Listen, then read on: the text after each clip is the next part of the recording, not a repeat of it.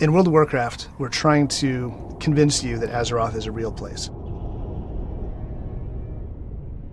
Good sound design at WoW, we want things to feel organic, we want things to feel believable. We have to kind of fill in all those blanks because by default, everything's just completely silent. Ambience is always one of the coolest things for us to work on. The zones in The War Within, the sound team really knocked it out of the park. They're lush, they're vibrant, they pull you in and they kind of reinforce what these places are all about, whether they're friendly or hostile, familiar or unfamiliar. Early on, we want to understand what the intent behind what designers and artists are doing. We want to understand why they made those things so that we can match with sound. So we pick up where they leave off and we fill in the blanks, we fill in any of the sounds that are missing, we define what that zone sounds like or what that creature sounds like, and if there's emotional intent or if there's gameplay mechanics, we want to make sure that sound is right there reinforcing all those things.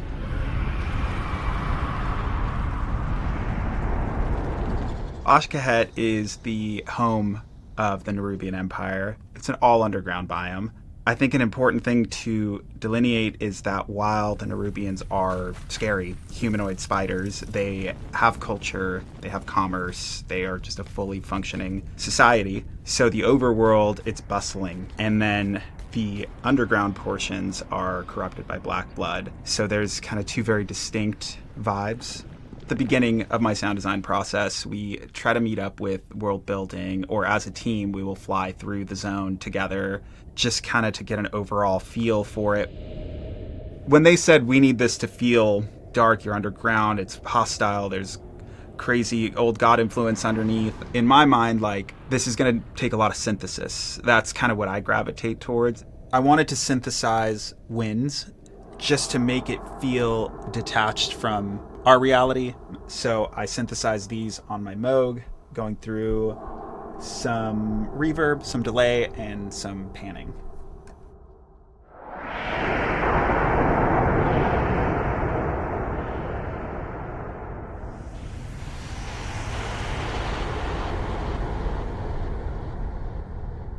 So to contrast that, I really wanted something organic to be the bed. I got our producer Brecken, we got some mics in the Foley room, and we just started hitting anything we could, bowing anything we could, and then we ended up finding these massive springs.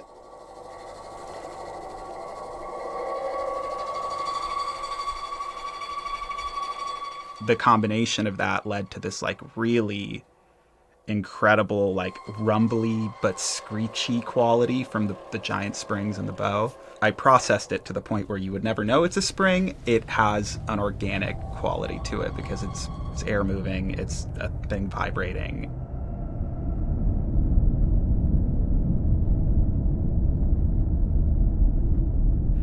So I thought that served as a really proper, this is the base ambience of the zone. And then I can populate it with all this crazy synthesized stuff. The trope of a scary thing is the knife sound we all know, the really pitched high frequency. That's the jump scare, is the big top end. We didn't want it to feel so punishing that you have a daily quest in Azj-Kahet and you're I can't, it's the morning, I can't be hearing that. Box with contact mics, bowed, building out a lot of the texture of kind of the sounds that surround you as you're flying through Azj-Kahet.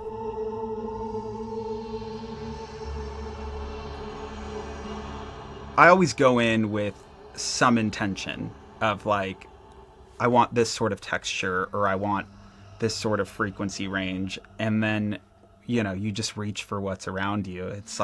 It's going in with intention and letting the creativity just take over.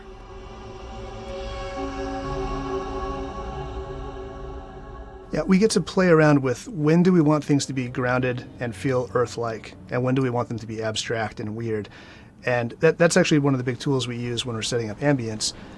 Do we want this to feel familiar and safe? Then we're going to lean on using sounds from Earth, right? So we use birds that are recognizable birds, wind sounds, things that you already know are real. That helps communicate familiarity, and familiarity matches safety. As we progress into the depths in the War Within zones, things get more hostile, things get more unfamiliar. And so we lean away from using literal earth sounds, and we lean in on more maybe synthesized things, or taking real sounds but manipulating them enough that you don't quite know what you're hearing.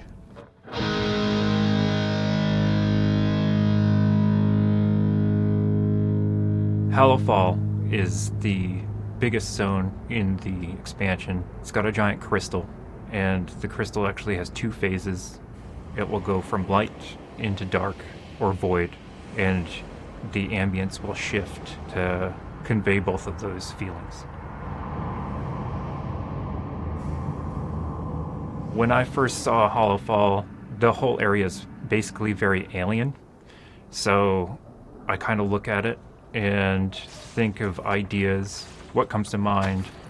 Since it's so alien, I went outside the box and thought about utilizing guitar and tonal things like crystals to create new sounds to supplement things like wind.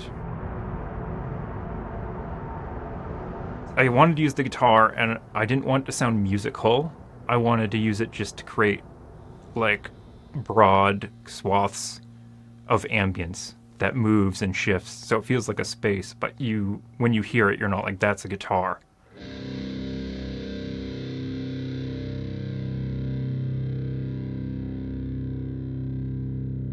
And I just go from there, create a bunch of source, and then take that source and process it through usually a lot of granular synthesis, different plugins. And I get to pick and choose from those building blocks into creating the end result.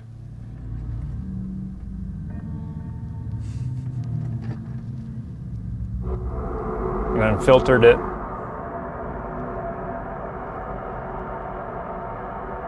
And reverb. Granular synthesis chops up the waveforms into grains and will replay them back in different orders, creating a new sound. When I first try a sound out, it's 100%, I don't know what I'm going to get. So I have an idea, an end goal, but it's basically throwing stuff at the wall until you find what sticks. And then some of the stuff that you think will never work ends up being the best. You know, my team is always looking for opportunities to do things that are new, novel, maybe new ways to use our existing tools, or maybe we need new tools to try out new ideas for sound. We're always trying to find ways to make sure that the environments are as dynamic as they can be, and that's always an ongoing process. So back at WoW's launch, just due to technical limitations, you really just have a simple stereo loop.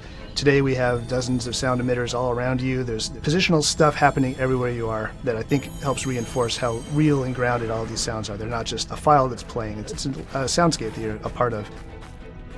I think what makes good sound design at the very base level is serving, in our case, our players.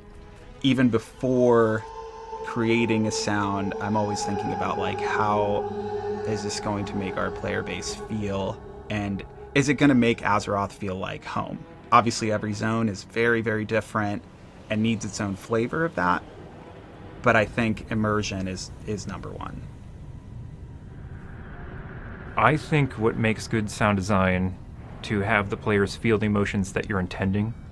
If you can make them feel what you want them to feel, I think you've succeeded. And also creating a sense of wonder. Oh, what's that? I've never heard that before. I think the sound team did a really solid job on ambience across the board for the War Within. I think each zone has really unique vibes, and I think if you just spend some time just listening to the sounds that are in each of these places, I think you can really tell the progression from relative safety up above down into some pretty scary stuff down in the depths. I'm really proud of what the sound team came up with there. I think it's worth listening to if you haven't.